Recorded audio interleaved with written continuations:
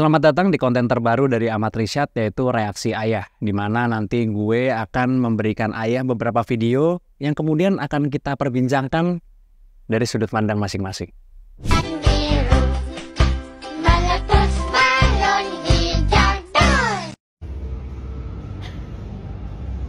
Sakit tuh gila. Gimana pendapat ayah setelah melihat video itu? Jadi video ini tuh ngasih lihat bahwa ada orang tua yang ikut main tempat bermain anak. Boleh dia ikut main, tapi dia harus perhatian utamanya kepada anaknya. Tapi tadi nabrak berarti ya kayaknya agak kurang perhatian kayaknya. Ya kurang perhatian. Dan itu banyak terjadi. Misalnya pegang HP, bawa anaknya kecil ke mall misalnya. Sampai karena asiknya dengan HP ini dia lepaskan anaknya, terus dia anaknya kemana-kemana gitu nggak jelas. Itu kan sering terjadi. Gitu ya. Atau anaknya terus tiba-tiba jalan kemana gitu nggak terkontrol lagi. Habis itu dia bingung nyari anaknya mana. Anak itu kan lemah ya. Lemah, mudah diperdayakan orang, ya kan? Bisa orang melakukan kejahatan paling gampang kan kepada anak-anak. Nah, jadi orang tua itu mesti mikirnya ke anak itu dulu gitu loh. Kalau dia mau ikut main, anaknya harus diamankan dulu. Apalagi itu mainan kan mainan yang wajarnya untuk anak-anak itu, bukan untuk kan dewasa kan. Biasanya gitu itu ada juga ketentuan-ketentuannya, misalnya berat tidak boleh lebih dari sekian kilo misalnya, itu kan membatasi juga. Cuman kalau misalnya nggak sengaja ya udahlah ya, belajar dari pengalaman aja. Oh iyalah, belajar dari pengalaman bahwa ke depan harus lebih hati-hati lagi dalam mengawasi anak kita. Nah, kalau ini dekat ya sama rumah kita nih.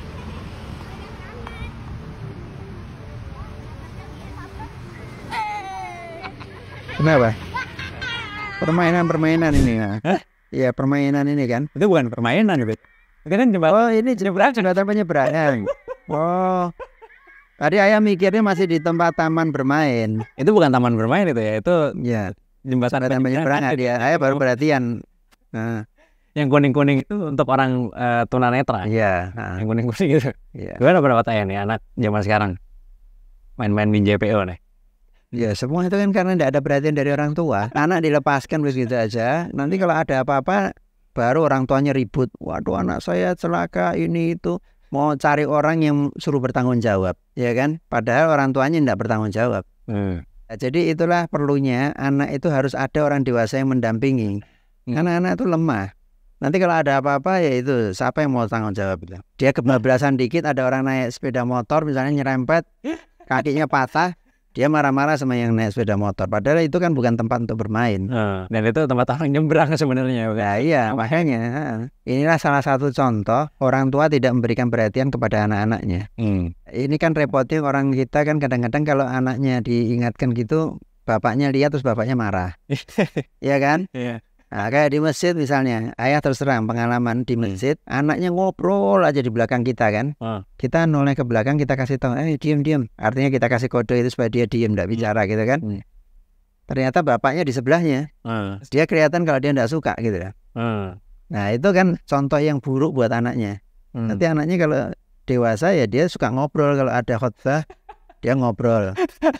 Dan kalau ditegur marah. Tapi kenapa ya kalau bapak bawa anaknya ke masjid itu, apa sudah capek apa gimana ya dibiarin gitu maksudnya? Karena gini, ibunya kadang-kadang kalau anaknya ditinggal di rumah, bapaknya berangkat sendiri, ibunya merasa terganggu, masa atau apa terganggu gitu. Tapi anaknya sama sekali tidak berminat dan orang tuanya tidak pernah mendidik. Tata keramanya di masjid bagaimana? Nggak pernah dikasih tahu gitu. Tapi mungkin dari dikasih tahu tapi anaknya bandel kali. Ya selalu diingatkan terus. Makanya kalau bawa anak ya harus ditaruh di sampingnya.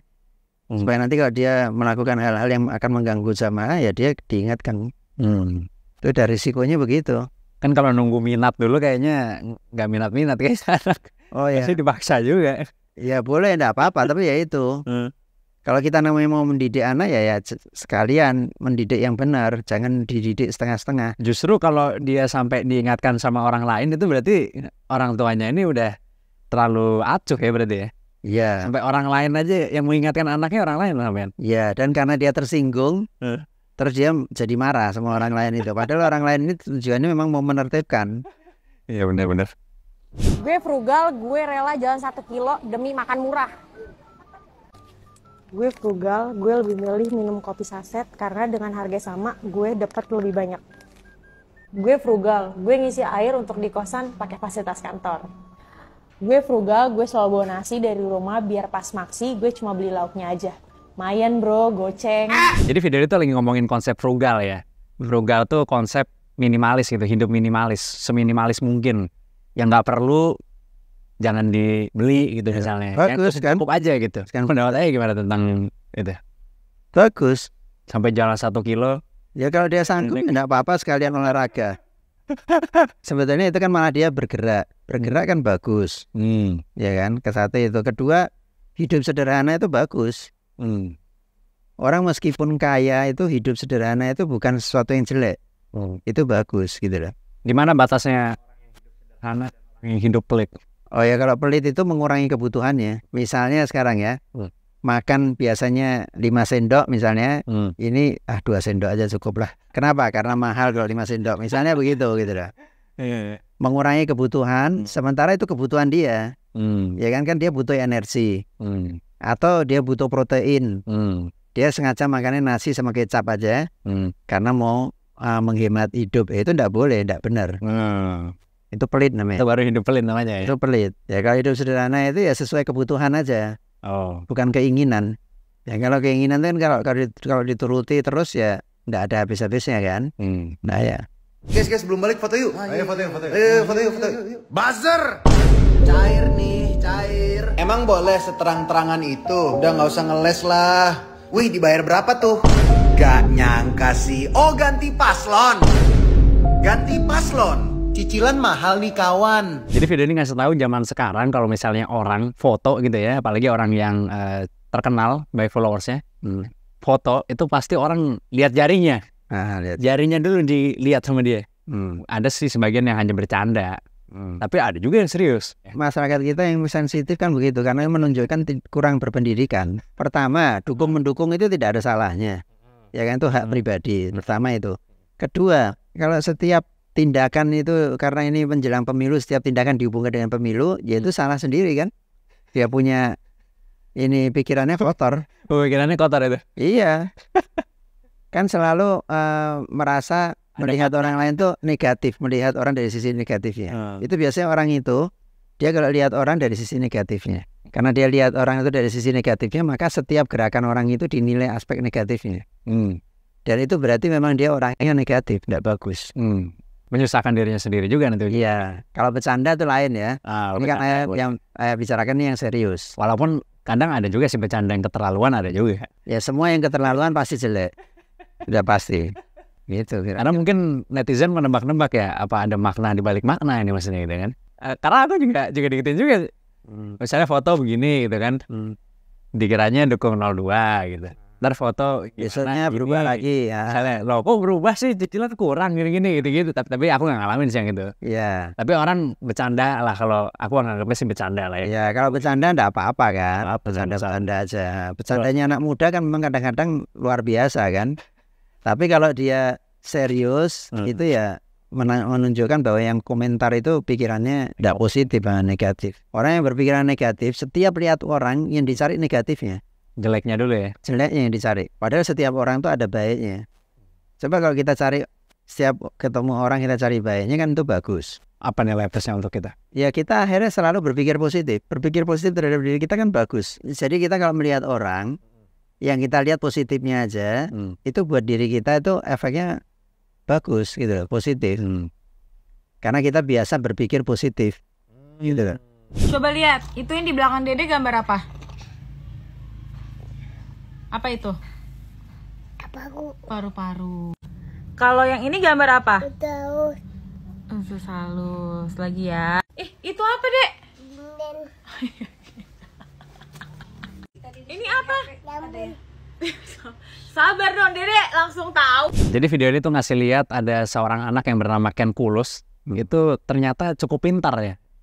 Kalau dari sini pelajaran biologi nih kan. Mungkin bisa jadi dokter nih di masa depan nih. Iya. Pendapatnya gimana? Ya berarti orang tuanya membiasakan anaknya itu untuk belajar berpikir. Berpikir terus, setiap lihat apa-apa itu, ini apa, ini pohon misalnya gitu kan. Nah ini buah apa, buah anggur, buah apel misalnya gitu kan. Buah pisang. bagus kan? Itu anak itu pasti nanti cerdas kalau ditelateni terus. Sehingga dia setiap kali dia melihat apa-apa dia akan bertanya ini apa. Ya kan ini karena masih kecil ya pertanyaannya sederhana gitu kan. Ini nggak sederhana dong, paru-paru segala macam. Enggak, artinya cuma tanya ini apa gitu kan. Tidak tapi nanti kalau dia makin dewasa dia akan pertanyaannya lebih naik lagi levelnya. Misalnya manfaatnya apa misalnya gitu kan. Ini di mana, di dada letaknya gitu misalnya kan gitu. Ya bagus itu orang tuanya mendidiknya bagus itu. Future dokter ini kayaknya nih. Ya bisa juga mungkin lah. Udah bisa paham biologi loh dari umur setahun nih. Iya. Sedikit. Kita kan harapannya harus mengharap sesuatu yang baik, bukan mengharap yang Iya. Ya mudah-mudahan dia bisa terus terbiasa begitu, jadi anak yang cerdas, dia bisa jadi dokter nanti. Tapi kan dokter gajinya kecil misalnya. Oh ya, tergantung melihatnya dari mana. Kalau cukup sih cukup, untuk hidup cukup. Oh ini baca doa meruqyah ruangan gitu kan.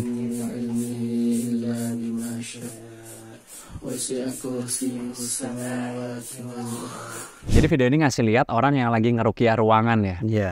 Nah ruangannya itu diruqyah karena itu ruangan dari fans BTS ya. Kayak ini. Iya. Menurut Ayah gimana pendapat Ayah tentang itu? Untuk apa?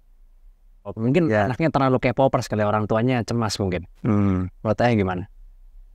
Ya itu ruqyah ruangan bisa dilakukan memang. Oh memang bisa dilakukan. Orang melakukan ruqyah ruangan itu ada. Cuman kan itu kan memang macam-macam pandangannya orang. Ada yang orang pakai gerakan-gerakan begitu kan. Ada yang tidak, hanya cukup dibacakan aja. Cuman harapannya itu kan dia maksudnya supaya istilahnya ini ya, kalau ada jin yang mengganggu orang-orang yang di situ, dia jinnya bisa pergi misalnya gitu kan. Buat ngusir jin gitu maksudnya, manfaatnya sebenarnya ya? Ya mungkin begitu maksudnya Ustadz itu. Ayah enggak tahu persis Ustadz ini maksudnya dia begitu gimana gitu lah. Mungkin dia mau mengusir jin yang jahat mungkin di situ. Ya kan, mungkin dia lihat oh ini pasti ada jinnya nih karena ada gambar-gambar ini gitu kan. Ya pandangan orang kan bisa macam-macam. Tapi kalau ayah kan biasa setiap hari juga membaca itu ayat-ayat itu macam-macam itu. Tapi enggak pakai suara-suara, enggak pakai gerakan-gerakan. Tapi apakah orang yang ngefans sama K-pop gitu ya harus diruqyah deh? Enggak susah. Dinasehati, diarahkan. Jangan berlebih-lebihan. Semua perbuatan yang berlebih-lebihan itu pasti jelek. Kalau cuma secukupnya aja nggak apa-apa ya? Ya cuman sekali-sekali untuk hiburan, misalnya mau lihat ini itu ya menurut ayah sih enggak apa-apa. Tapi ada juga orang yang prinsip, oh enggak bisa ini. Ya silakan, enggak apa-apa. Memang lebih baik itu orang memang tidak lihat gadget, tidak lihat TV, tidak lihat internet, tidak lihat TikTok, itu paling bagus itu. Tidak lihat apa-apa kan. Ya tapi kan nanti akhirnya itu kan dia tidak tahu perkembangan di lingkungannya gitu kan. Ada orang yang memang anti dengan itu. Oh nggak mau nonton sosmed gitu-gitu. Iya gitu, takut terpengaruh dan sebagainya gitu. Tapi kan memang ternyata sosmed itu juga ada manfaatnya gitu kan. Ya, sepanjang kita bisa mengendalikan diri, memanfaatkan sosmed itu dengan baik, ya bagus saja. Kalau yang tujuannya untuk hiburan ini jangan berlebihan gitu aja. Dibatasi aja ya. Dibatasi. Berarti dia nggak perlu diruqyah berarti kalau gitu. K-pop.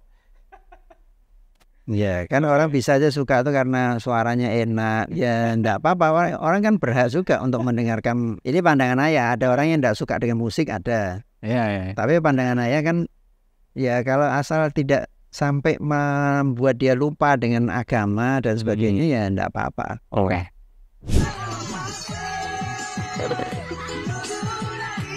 Piknik di kuburan. Jadi video ini ngasih lihat sekelompok ibu-ibu yang sedang berpiknik di kuburan ya. Iya. Sambil nyanyi-nyanyi, makan-makan segala macam. Menurut ayah? Ya. Menurut ayah ibu-ibu itu tidak salah. Tidak salah. Yang salah adalah pemerintah tidak menyiapkan tempat untuk piknik di kota-kota. Loh, di Jakarta banyak ya taman-taman kota ya? Ya sekarang belakangan. Dulu kan tidak ada. Jadi mungkin kalau ada seperti di Jakarta ini ibu-ibu itu tidak di situ dia. Oh. Dia akan di taman-taman itu.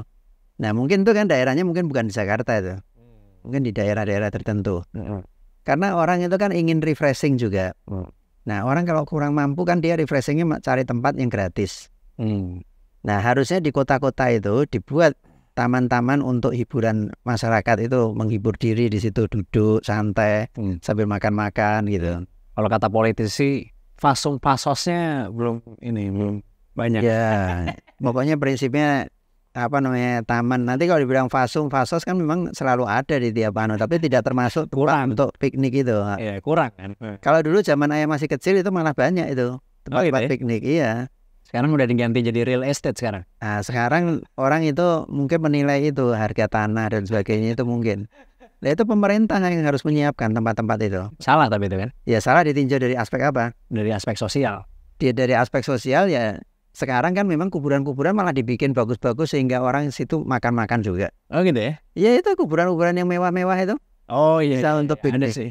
Kalau dari aspek agama ya, tapi tidak semua orang meyakini punya keyakinan yang sama ya. Iya. Ada orang yang merasa bahwa kita tidak boleh duduk di atas kuburan misalnya gitu. Ya, tapi ada orang yang bilang oh tidak apa-apa gitu kan. Ya kalau ayah tidak mau suruh piknik di kuburan gitu ya. Nah, karena ya memang kurang tepat menurut ayah. Tapi kan di masyarakat kan ya itu masyarakat kelas bawah ini kan dia butuh hiburan juga, kesian. Jadi memang pemerintah kota yang harus menyiapkan itu tempat-tempat itu seperti itu. Udah siap nyala ya berarti kalau gitu. Ya kalau ayah jadi presiden bisa bikin kan gitu. Jangan lupa coblos ayah.